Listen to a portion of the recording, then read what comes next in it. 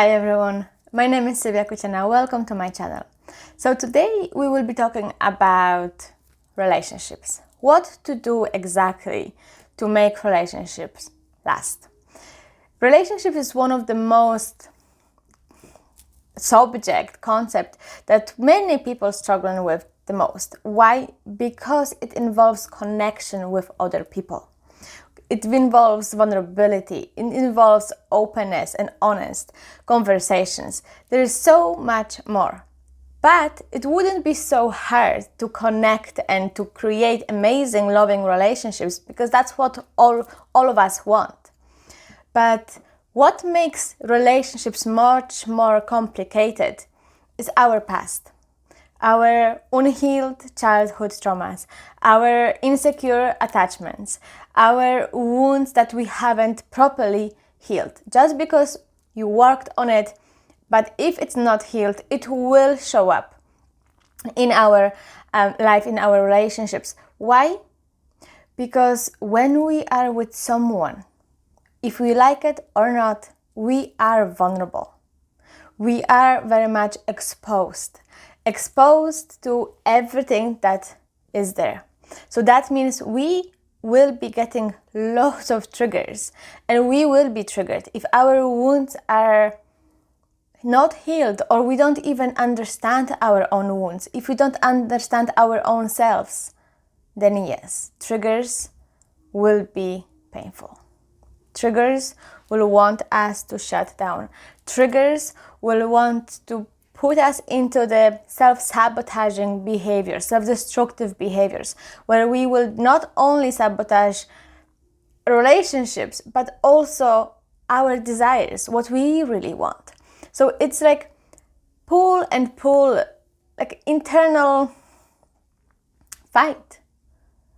So is it really worth it? Is it really worth going all of this just to have a relationship? From my own experience, the answer is yes.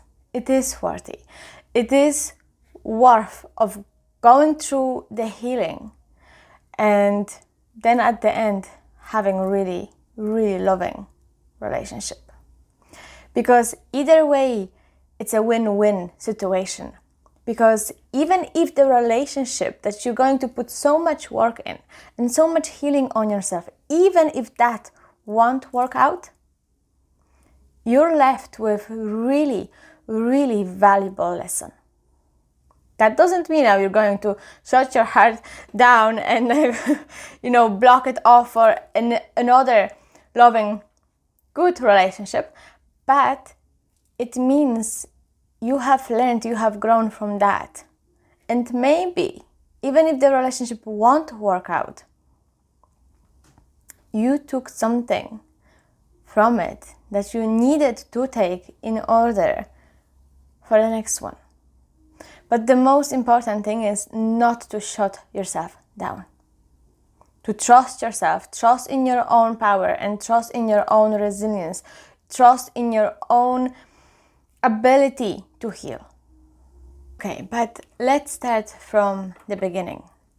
When a child is born, all what that child needs is someone to look after him, look after his own needs, emotional, physical, psychological needs. So a baby is very much open. It's open, his heart is open. He wants to give and to receive love. But what happens to the baby, to the child, if some of those needs are not met? Our natural way is to internalize that and not to blame or to think, what's wrong with the environment? What's wrong with my surroundings? What's wrong with the people that meant to look after me? We don't think like this as children. What we think, what is wrong with me? I must be not good enough. There must be something wrong with me. Maybe I'm not worthy enough. Maybe this is too much. Maybe when you were observing your parents growing up, what you really learned is that two people in a relationship, they rather than loving each other, they're actually hurting each other.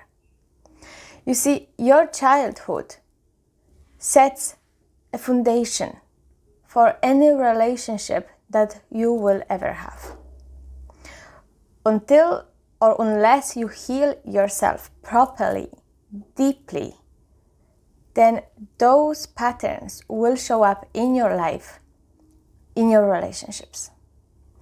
Because things that will happen in your adulthood, your brain will remember and will bring you right back to how you felt when you were a child. When there is so many wounds of injustice, wounds of rejection, wounds of abandonment, not trusting, there's so many wounds that we really need to look at. And in everyday life, those wounds, if they're not healed, they will be triggered. They will come up. And logically, it wouldn't make sense. Because logically you can explain yourself, okay, this is what happened, not a big deal.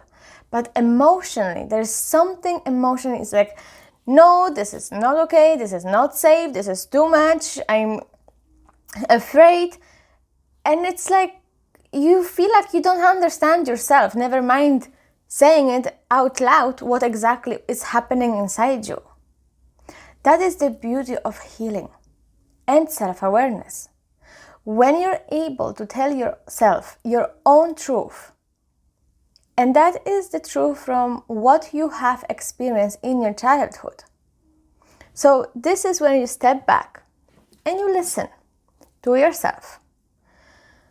What did I learn about relationships in my childhood? What was really happening? What did I really see?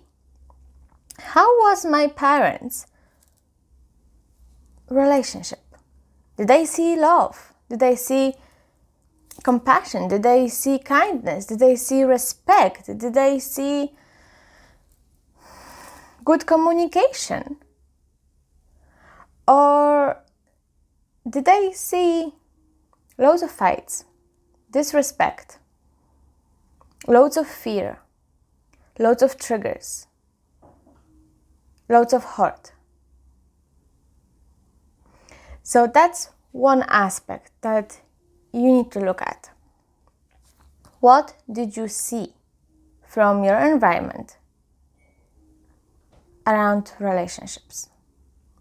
Then the second part of attachment, the second part of forming relationships is, how did you feel when you were a child? Did you feel loved? Did you feel that you could be yourself? Was there room for your emotions? Could you be yourself? Could you show vulnerability? Could you show anger? Could you show sadness? And how was those emotions managed by your parents? Did they take it or did they shame you? What kind of comments did you hear about yourself, whether you're a woman, whether you're a man? Men don't cry?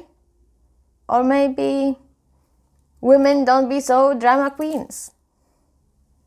What did you hear? You see, you might think that this is very innocent comments, yeah? But hearing one thing over and over and over again, it will impact you. It will impact how you see world, how you see yourself, how you see people. And it will show up in your relationship. Whether you like it or not, it will show up. So knowing your wounds and start healing them in a very honest manner. And what does that even mean? Healing your wounds in honest manner. It basically means to be honest with yourself. Yes, I was hurt. Yes, I didn't feel love. Yes, my parents, they were not emotionally mature. They didn't tell me, they didn't show me how to manage my emotions. I felt like I had to do everything on my own, by myself. I couldn't really count on anyone. The only one person who never really let me down was myself. How can you trust anyone if up to this point all what you had was yourself? And yes, maybe that's okay now. Maybe as an adult you're okay with this. As an adult, yes. As a child, when you had to become a parent to your own parents, that is not okay. Because that means you were robbed off from your own childhood. You couldn't be a child when you really meant to be a child, when you meant to have fun, be vulnerable, cry out, be loud, be fun, be raw and innocent. But the minute we are becoming parents to our own parents, our whole perception is changing. Our whole viewpoint on world is changing. We don't really see world as a safe place anymore. We don't feel like we can be just ourselves and relax and not really caring what other people do, say, think. No. We're analyzing, we're scanning, we overthink things. We see things that we probably shouldn't even think about because we really want to feel safe. So in that mode, you're not really living. You're constantly in survival mode. When you are in survival, you can't really get to know yourself fully because every day, every hour is just a battle of surviving. Yes, how do I look? It's about performance. It's about masks. How many masks you're wearing? To please, to feel safe, to feel good, not to feel judged. Why do we do it? Why do we need to wear so many masks? To feel safe. Masks are protection. But then if you would look at where did we learn that we have to have so many different masks? Childhood. Adolescent. It all comes from there. Because your identity, didn't start develop when you were 18. Your identity started to create when you were 1 second old. And then everything around you, what you have observed, is impacting you. So now imagine you're trying to share and build a life with someone else who has their own baggage, who has their own experiences, their own points of view, their own perceptions. So two people meeting. And at the beginning it's amazing. There's excitement, there's the butterflies in the stomach, there's this, oh my God, I can't wait to see him, like, how do I look? We're making so much effort in our looks, in our energy, like we feel the vibe. And then all is good. Everything is working out, it's amazing, no arguments. We just see all of the good things about the other person. And then emotionally, we're getting really open up. we're getting attached. We like how we feel when we are with this person. This is how we actually fell in love with someone. It's how this person is making us feel. Who we are when we are with this person. Like everyone at this stage is at best behavior. We want to impress the other person. We want them to like us. And we're also very attracted to them. So we want to be in our own best behavior as well. And there's nothing wrong with that. This is very normal behavior and it's amazing. It's really fun. But what happens after 3, 4, 5, 6 months? So after some time, the honeymoon phase goes down and the real life happens. When he sets boundaries and he says, no, I can't meet you today, I will meet you tomorrow. What? Oh my God. How dare he? Or she won't text you, or she won't text you during the night when she's with her girls having a great time.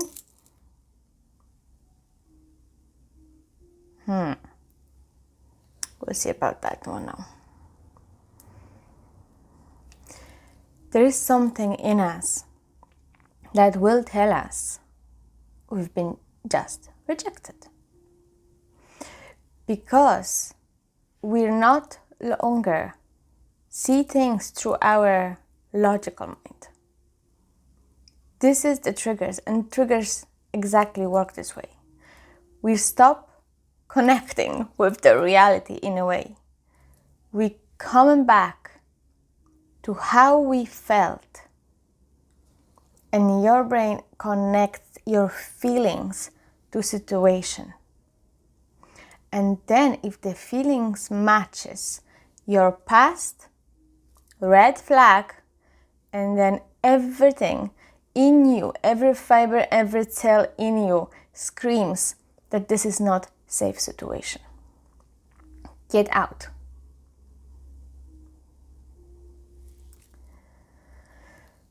It's not easy. It's not easy when we are so insecure.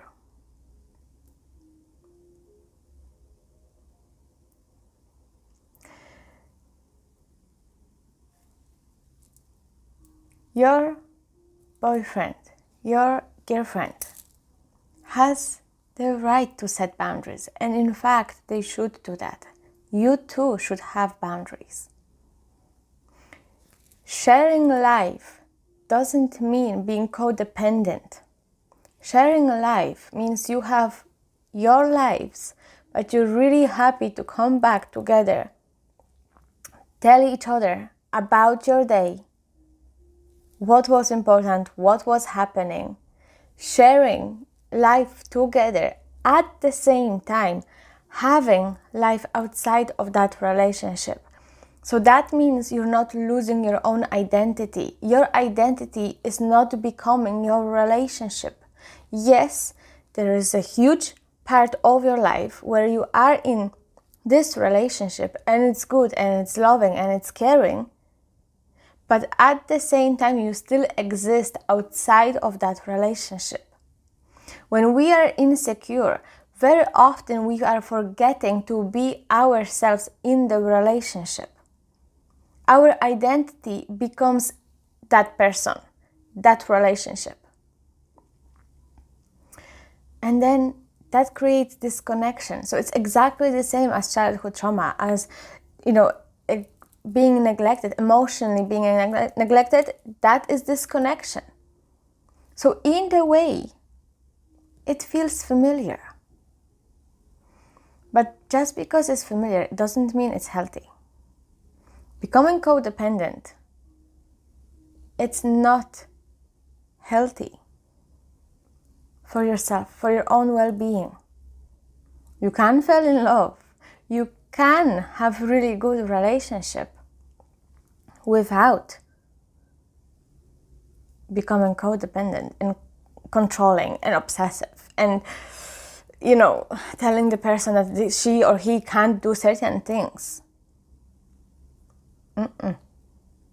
Setting boundaries is not about telling them what to do. We set boundaries for ourselves.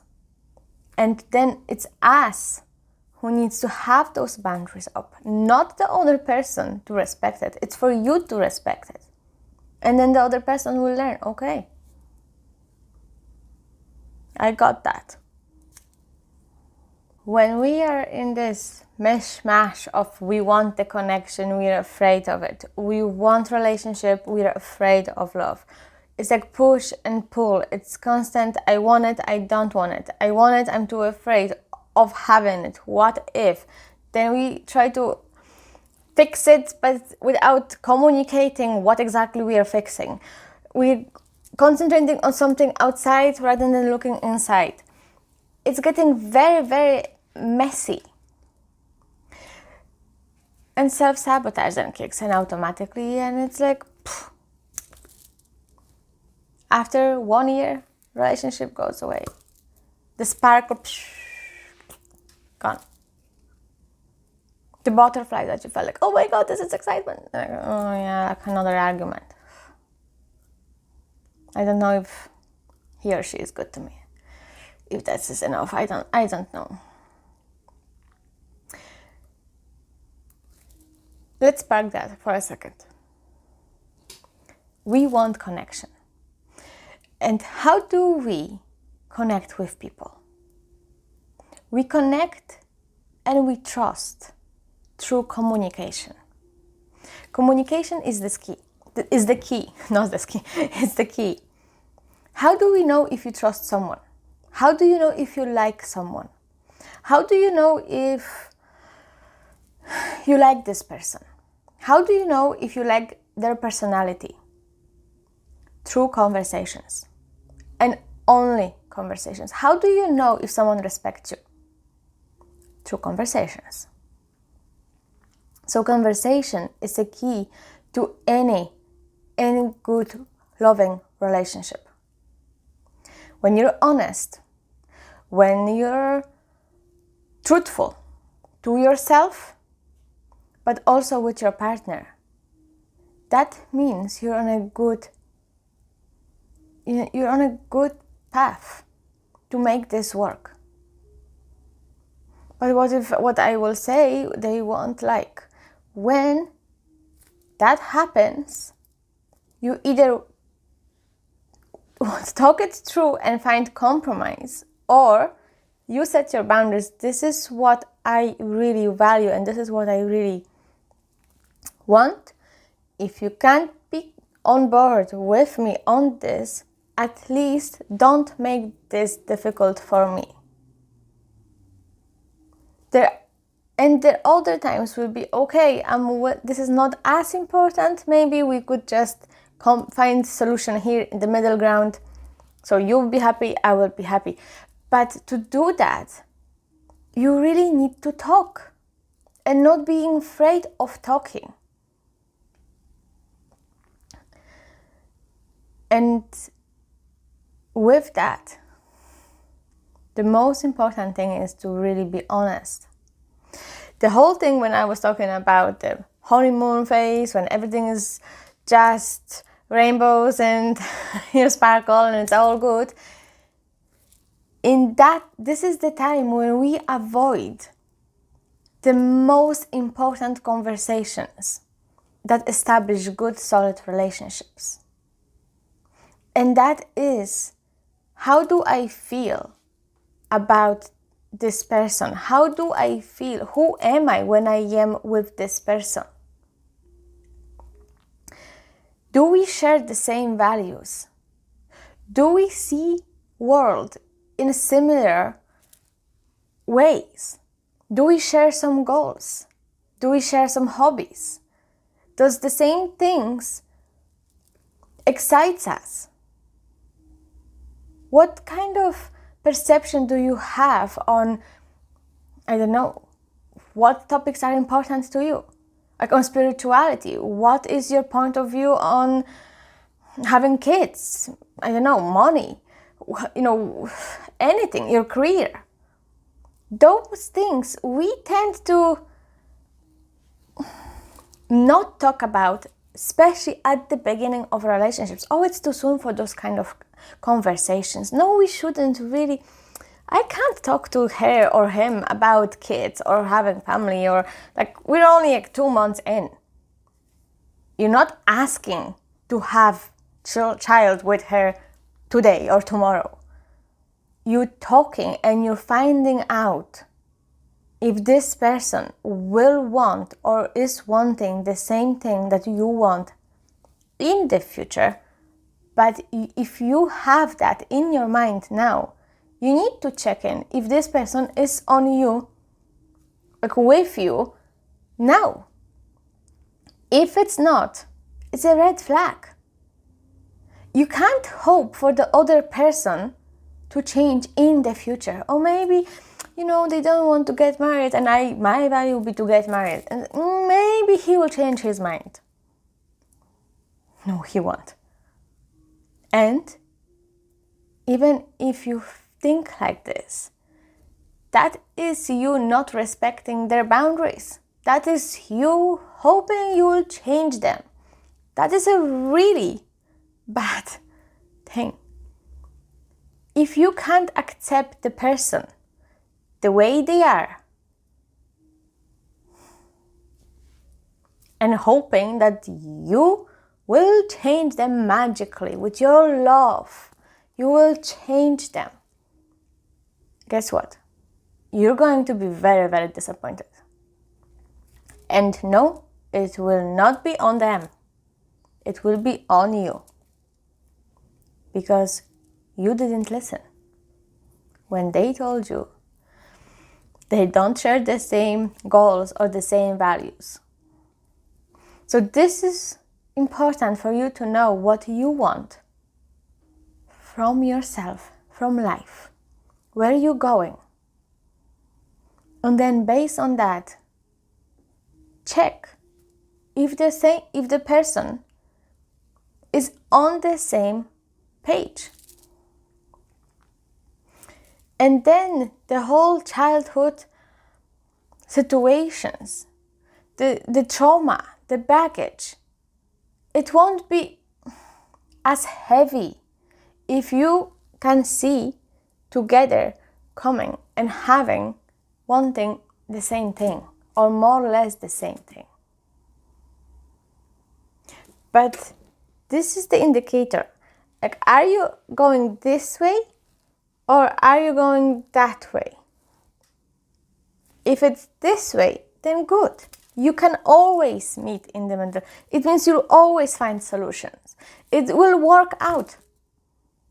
But if you're going this way and then hoping, I get him to go in that way and then we'll be going, it's not going to happen. It's not going to happen. Because no one should change for you, to please you. That's your ego.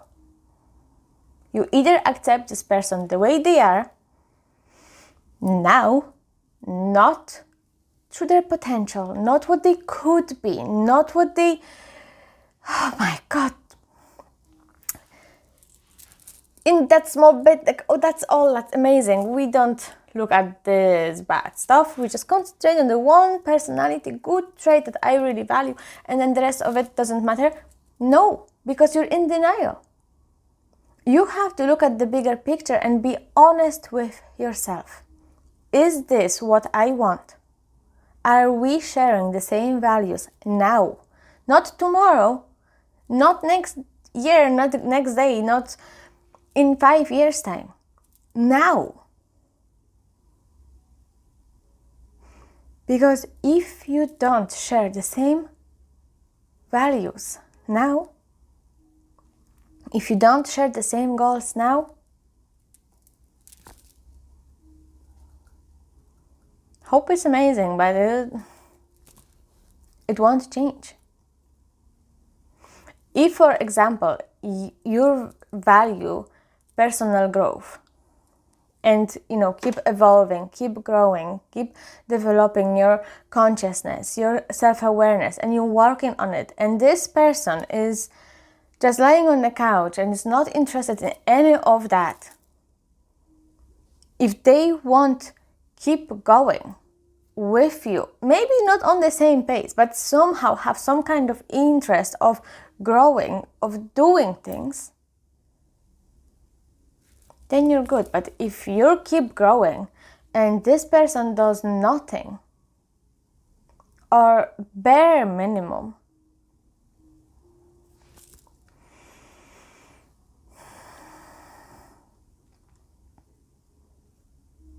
there will be time when you will outgrow this person and you will have nothing to talk about anymore.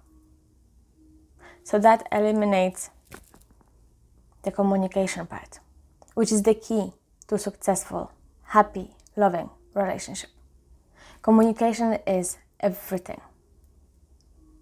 The same, not the same, but it's another really important component to successful relationship is sex. Because if you have good communication but you don't have sex, you don't have romantic relationship. You have friendship. So good communication and sex. But those two need to come together as well. You need to talk about sex. You need to talk about what one of you likes. How to please each other. What both of you are willing or not willing to do. Again, communication.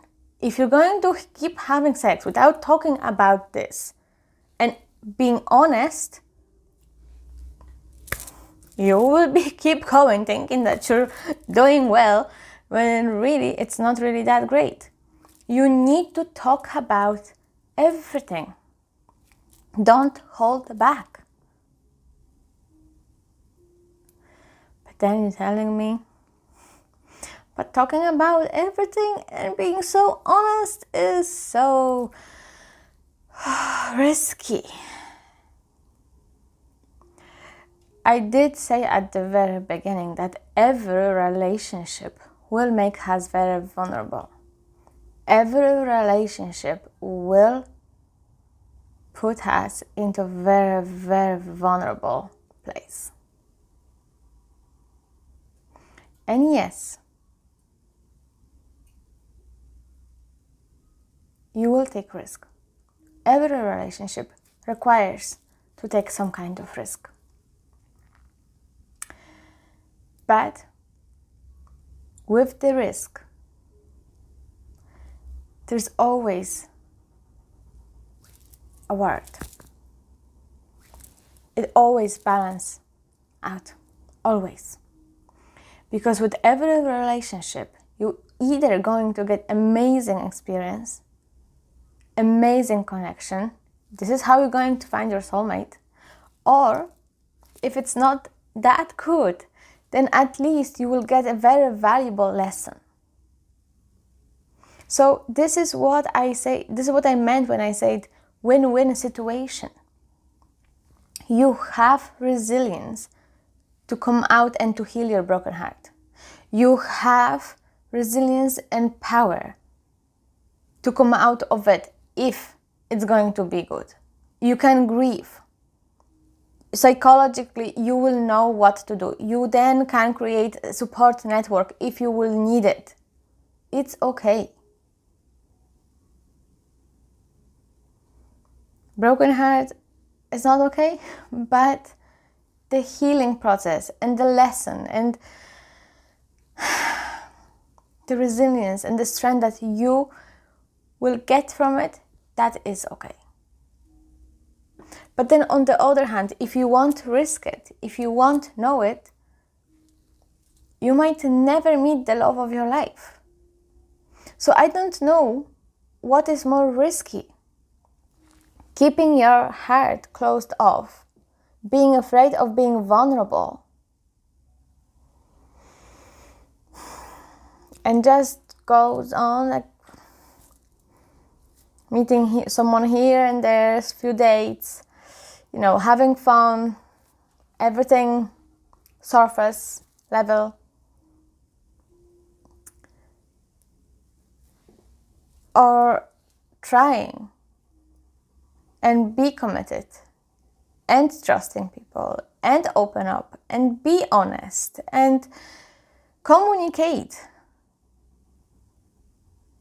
Honestly communicate. And then see what happens. Both situations is risky. In the first situation, there is a risk of you never meet your soulmate. With this situation, there is a risk of having broken heart.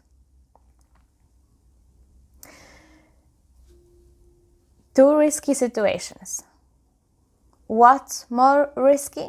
For myself, it was much more risky of living a life without anyone to be there with me. Like, that was not an option for me. I didn't like it. It didn't even cross my mind. I never saw myself not meeting my soulmate. So, yes, it takes work. Yes, it takes courage. Yes, it takes a lot being vulnerable and honest. But the reward is way bigger than you can actually imagine.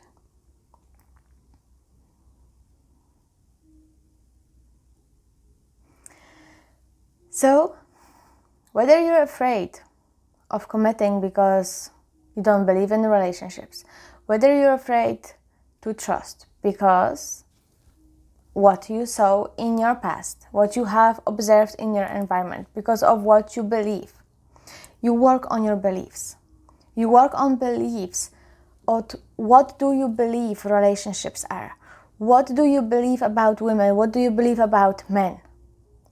The beliefs about relationship. Belief about what you deserve then. Belief about whether you're worthy of it or not.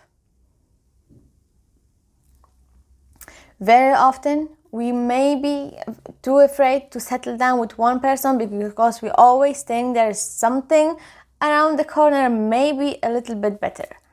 That is fear of commitment, nothing else. Because you can't be contained in your own self.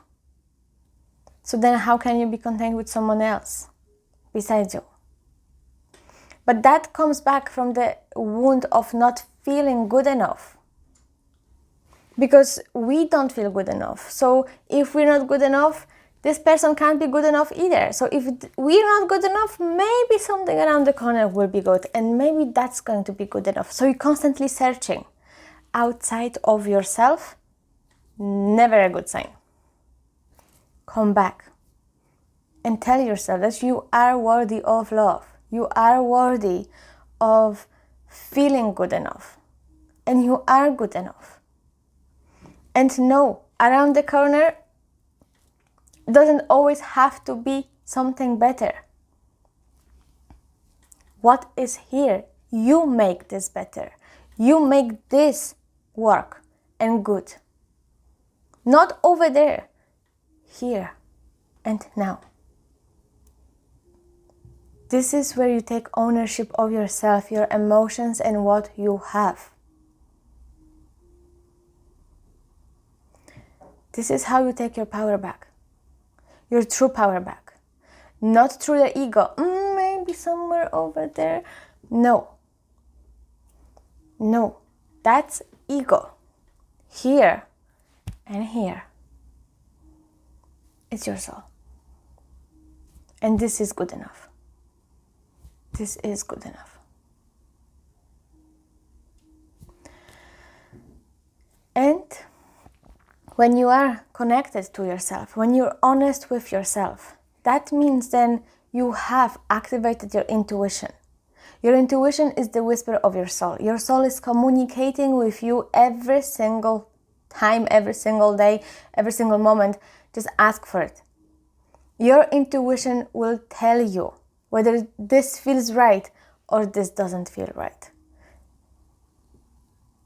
Just you will notice if it comes from the soul, if it comes from your intuition, you will always feel uncomfortable because your soul will always want you to grow and push you and give you that boost of confidence to do and go for something that makes you feel a bit uncomfortable. When it's ego, where it's fear, no, leave it. You don't know, go somewhere else. But don't stay here because this is too uncomfortable. So this is how you know which one is what. So being authentic is something that you deserve, and it's something that the other person deserves too. If they can't be authentic, you show them how to be authentic. When you're not afraid of yourself, the other person won't be afraid of themselves as well. Someone needs to lead the path. If two people are insecure in themselves, that's okay. That doesn't mean it's not going to work. If you love each other, if you share the same values, if you have the same goals, if you have loads of common things with each other, if there is love, if there is potential, and it feels good in your gut, then the baggage, through communication and through the healing, it can be resolved. Remember, your childhood trauma is never bigger than you. It's never bigger than who you are now. You experience it then doesn't mean you're not capable of healing that now. You are. But that requires courage and honesty. And you can do it. You can, because you have the resilience to do it. You have the power inside you. Whether you believe it or not, I do believe it, and that's enough. No. But that's how we come out of our shell and just come out and just be and get what you want. You know deep down if this person is for you or not, regardless of the baggage. You know. And if you know, go for it. Just go for it. And don't be afraid of being authentic. Why? Because when you're showing one part of yourself, and that's all the good part of you, that's the old light, that's all the charming patterns of yourself, that is great. But it's not all of you. You also have the shadow. And you have to accept your own shadow and then show it. Show your ugliness. I don't like, I like shadow. So, don't call your shadow ugly. Like, you have it for a reason. But don't be afraid to have both. Be both. Don't limit yourself just to be this amazing, great person that has loads of masks and is just, be vulnerable. Own it. If you want this, you're going to accept this. The full package.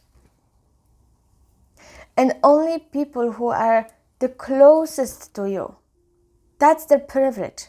That's their privilege to see you as both. Because not everyone will see the both sides equally with you. That's the privilege of having someone really close, someone really trusting, someone like a soulmate. That's their privilege, to see both sides of you. Majority of people that you will have a relationship with, they will see what you want them to see. soulmate will see regardless whether you want it or not. They will see you, all of you. And the best part is they will accept it. And you can't get more love and award knowing that someone is accepting you for both, for your light and for your shadow. That is unconditional love, and you deserve that. So when you hold back and you just show one part of yourself to the other person, you're depriving yourself from experiencing unconditional love, because what you're giving yourself is conditioned. What you're giving the other person is conditioned. Give yourself the privilege of experience unconditional love by showing both sides of you. And that's okay. That is okay. Remember, it's a win-win situation. I do talk about this and a lot more about a loving relationship in my masterclass, which is, I think, has 6 or 5 modules. And I do talk a lot about what we actually covered today. So if this is something that you would like to find out, there is a link in description. So you just click on it and then find out more about the masterclass. For today, I would like to thank you so much for being here. And if you find this helpful, let me know. If there is any comments or if there is something that you didn't agree with, please let me know. Everything is welcomed here. So thank you so much for your attention, and I see you next video. Okay, bye.